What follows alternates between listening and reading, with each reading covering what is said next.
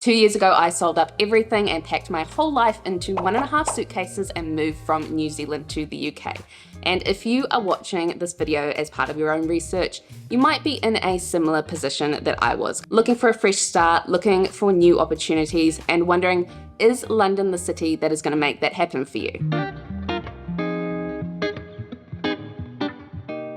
I've been living in London for the last 18 months with my husband, and so I wanted to give you guys a real-time overview of the pros and the cons of living here in 2024 to kind of help you decide if the move could be worth it for you. I also put a question box out on Instagram kind of asking if you guys had any questions about moving to or living in London, and there were a lot, so we will have a Q&A session at the end too.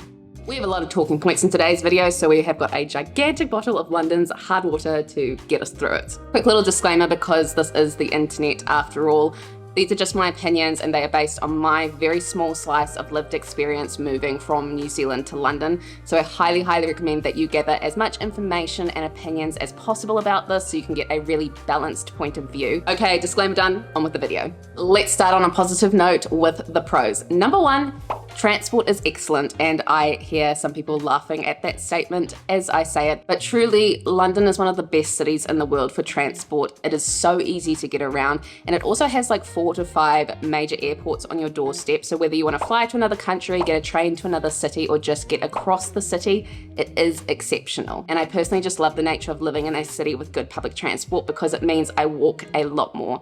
The year before I moved from New Zealand, I think I averaged about like 5,000 steps per day. And here I can easily get 10,000 steps per day in, and that is on work days. Just with my commute, having like really good public transport where you live is such an underrated benefit because of all of these like knock-on effects it has to how you live the rest of your daily life. The next pro is that there are just so many opportunities in London now.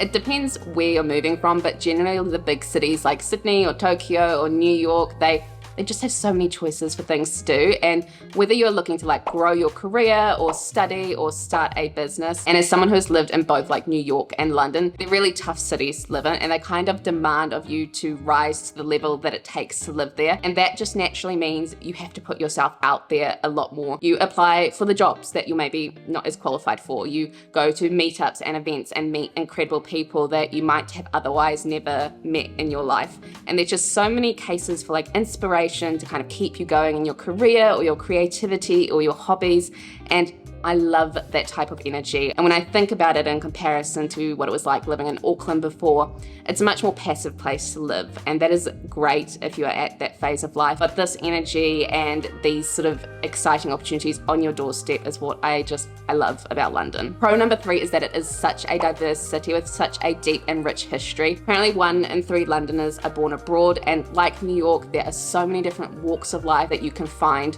within the same spot. There are very few cities in the world where you can find the best of like every international cuisine within like an hour's commute of each other, where you can show up to the office and everyone there was born in like, I don't know, 15 or 20 different countries, and you get to work with them and learn from them. It is incredibly unique. Now I'm keeping the pros and the cons list each to 4, otherwise I would go on forever. So this is the last pro, and it is a balanced urban life. Now I think the thing that can put people off living in big cities is just how chaotic and claustrophobic and industrial it can feel, but I really do feel like London gives you the best chance at having like a balanced city life. You still get the busyness of like the tube at rush hour or central London, especially at Christmas time, but it is really easy to, stay away from this. London has some of the most green spaces of any city in the world. It is also very village-like. It feels like a lot of the suburbs and areas are just small villages that are connected. At the end of the day, it's super easy to just go to the station, get on a train, and get out there and explore the British countryside. And I think it's this combination of things that makes living in London a lot more sustainable for your health and your well-being.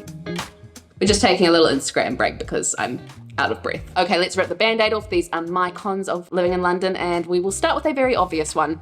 London is expensive. And to be honest, I do think it's kind of a cop-out to say that being expensive is a con for living in London. It's just the case with most major cities. In London, you're probably paying about 10 to 20% more for like the cost of daily goods here than you would if you were to purchase the same items somewhere else in the UK. I'll give you a very classic example. A pub meal, you'll probably pay 10 to 15% more at a pub in London, and then you will also pay like the service charge on top of that. So it's just a good thing to keep in mind to add a buffer to your budget for the slightly higher cost of living here. If you need help figuring out what does a budget look like living in London, I have done 2 videos to help you with this. One is a very current what I spend in a week living in London video, and the other is a what it costs to move to London video, so I will link them both up here. The second con about living in London is that living in a city like this is just tough, and I think that's something that doesn't quite translate in the whole like romanticized living in London content. The daily activities, they're just a little bit more difficult than if you live in a city like I used to live in, which was very relaxed and a car-driven city. The obvious one here is rent, so I've made a full video on the rental market here and how to find a flat, but that is obviously a lot more trickier. I think what I mostly mean about this is that just the small daily activities, they take a lot more planning and they're a little bit more difficult. So to give you an example, if you come home from work and you're exhausted and you've got nothing in the fridge, if that was the case in Auckland, I would get in my car, drive 5 minutes to the supermarket, and I would be sorted. But here I either have to be very meticulous and plan ahead and make sure I've got food in the fridge, or I need to spend a lot of money on Uber Eats to get something delivered because I'm too tired to go out, or I need to spend 30 to 45 minutes round trip either walking to the supermarket or getting on the tube to go to the supermarket and then carrying it all back. So there's these like really simple mundane tasks that I took for granted when I lived in a city that got around by cars. Not the end of the world, but it's just something to factor in. The third one is just the sense of always feeling on edge, and this might not apply depending on where you move from, but as somebody who's come from New Zealand, which is a very low-key and safe environment, I have noticed it's had a huge impact on sort of how I view safety and carry myself in the city. London is no different to any other major city in the world, so just to be very clear, I'm not saying that it's an unsafe city, but if you're moving from somewhere like the suburbs or just a very low-key and relaxed environment, it does require you to be a little bit more street smart. And I think the place I've noticed this the most is just in the small things and how I go about daily life. So obviously I make sure I plan so I'm not like walking home late at night by myself in the dark. I've got a phone strap on my phone so that nobody cycles past and snatches it out of my hand. I've always got my bag under my shoulder, so I've always got my eye on that, making sure, you know, it's close by me. And I think it's these little things that I now have an intense alertness about, and I definitely took that for granted growing up for the first 26 years of my life in New Zealand. The last con I'm going to talk about is visa restrictions, and this isn't specific to London, but I do think it is quite an overlooked piece of the puzzle when people are considering moving abroad. Visas come with restrictions on the type of work you can do, but also on your ability to access public funds. Now, what does this mean practically? It means 2 things. Number 1, you need to assess your level of comfort of moving to a country where you cannot access support or public funds. Therefore, my biggest piece of advice here is to have an emergency fund that makes you feel covered. The second thing you need to consider is practically what does your day-to-day life look like on this type of visa when you go to work. So if you're on a sponsored work visa, are you moving in an industry where there's a lot of layoffs happening right now? Or what happens if you don't like your boss, or you're on a terrible project, or you're feeling underpaid? It is more difficult to move between companies when you're on a sponsored visa. Think about the stage of career that you are in and what this visa will mean for your daily work life. That is the biggest piece of advice I can give to anybody who is moving anywhere on a visa that has certain restrictions and criteria that you need to meet. Just gotta swap the batteries and then we are at the Q&A time. Woo! If you're still here, give this video a like, you are a legend. Okay, let's get into it. The first question is the weather really as bad as people make it out to be? I'm going to get ripped to shreds for saying this, but I really think that's one of the biggest over-exaggerations is how bad the UK weather is. Statistically, at least for me, the UK actually gets less rainfall than New Zealand. I looked it up. So really, I don't think the weather is too bad. It is grey for 2 or 3 months of the year, yes, but like you're cozy, you're inside, you're going to the pub, it's all okay. And one of my favourite things about London is actually how distinct the seasons are. So then you have spring, you actually get 2 springs here, you get cherry blossom season and wisteria season, so it's beautiful. You have summer, everyone is at the pub, everyone is outside, everyone is watching the sunsets. The sun only sets at like 9:30, 10 o'clock. It's fantastic. And then you have autumn, which is my favourite season ever. I'll pop my autumn vlog up here.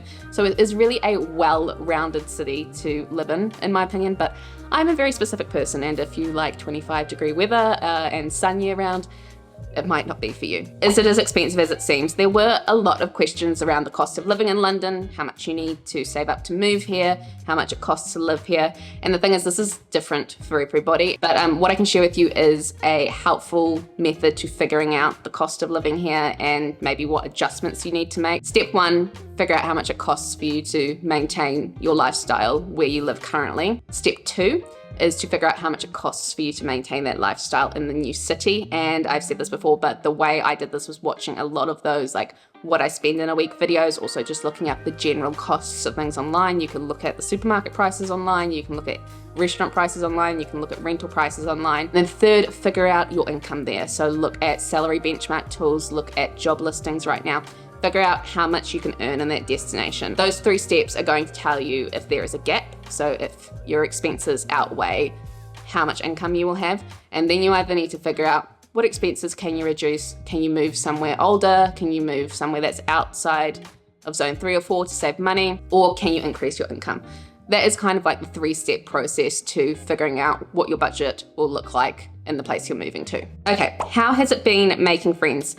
It's actually been easier than I expected, and that is coming from someone who is an introvert, so I hope that gives you a little bit of hope. I think I was quite hard on myself in the first few months. I was like, I'm not really putting that much effort into making friends. But now that I look back, my life was so chaotic and we were moving and there was just a lot going on. And so I think you just need to be easy on yourself in the early days and not put pressure on yourself to make friends like right off the bat. My biggest 2 tips for meeting people and making friends is number 1, try and get a job that takes place in an office or in a building or where you need to go in.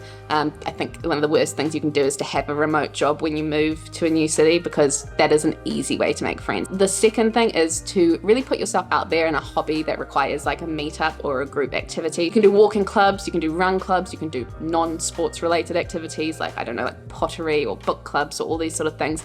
Find a hobby that is maybe creative or fun for you, that requires you to go to a group, meet people to talk about the thing that you have common interests in. Really making friends cannot get easier than that. Okay, next question is, how do you deal with homesickness? And I'm very lucky that I moved with my husband this time, so I really don't feel homesick that much. But when I moved to New York in like early 20s, I had the worst homesickness of my life. So based on these 2 experiences, the best advice I can give you is to just try and make your start as good as possible. So once you get into your flat or your house share, just try and make your space feel so cozy and like your home, like your space. Try and build routines around your neighborhood, meet people, go out, do whatever it takes to feel like you have a life here, that you're not like missing out on anything at home. And then definitely make sure you schedule in like regular check-ins with the people you love at home. I find the only time that I start to feel a little bit homesick is when I haven't talked to like my mum or my dad or my sister in a while, and I feel like I'm just missing out on knowing what's happening in their lives. Next question is about travel. So yay, it's my favorite question. Is your time off enough to travel, and can you afford it? So is your time off enough? Absolutely. Most companies give you about like 25 days of annual leave plus the public holidays. So you could easily take like a long weekend every 2 weeks if you wanted to with that, or you could take like a week off every quarter and do like a bigger 9-day trip. Whether you can afford it, again, depends on your financial situation. But the good thing about Europe is that you can make it as cheap or as expensive as you like. You can book the cheapest flights. If you book in advance and you're a little bit flexible with your dates, if you stay outside of the main city, you can book really affordable accommodations. Travel can be as cheap as you make it. More money questions. Are there any hidden expenses? Yes, there's 2 that come to mind. The first is part of your visa application. You need to pay an NHS surcharge for each year of your visa. That surcharge, I also believe, is going up this year, so just do your due diligence. Do your due diligence and research around how much that is going to cost you. The second surprise cost is paying for rent in advance when you come to renting a flat in London. Basically, because you don't have credit history here and because it is such a competitive market, there is an expectation that you at least offer a couple of months rent in advance, usually between 3 to 6 months. So keep both of those 2 prices in mind when you're doing your budgets. What would you do differently if you moved again? 2 things. I would move with less stuff. I mean, we only moved with 3 suitcases. I don't use half that stuff now, or I have sold some of it. If you're in the position to do so, you can kind of just start over here. Don't bring very much. The second thing is try not to move to London in like September, October time. I think that's when like all the uni students are going back and there are a lot of people looking for flats, so it makes a unfun rental market even less fun. Last question, and this is from one of my friends, so I definitely have to answer it. What did you think would be easy that turned out to be really hard? My answer for this might not be super satisfactory, but I don't expect anything to be easy when moving abroad. Like, that's the one thing I learned from moving to New York, is that moving abroad is hard, it's difficult, and it sucks. And so I go in with the expectations that absolutely nothing is going to be easy. But the major thing that that experience taught me was that even though I might not know the solution to a challenge or something difficult that comes up, I know that I can figure out the steps to get to a solution. And that is the mental model that has kind of just helped me through any big change or process in life. I might not know how to do it, but I believe in myself enough that I have the confidence to at least figure out the first step on figuring out how to get this problem solved. So moving's not going to be easy. Don't expect it to be easy, but just go into it with an open mind and a willingness to solve any challenges that come up. If you are still here, you are absolutely a double legend, and you should definitely hit subscribe. I make videos all about living in London and moving to London, as well as exploring my new home of the UK and Europe. And I would love to have you here. And in the meantime, I will put a playlist here of all of my London videos, and I will see you in the next one. Bye.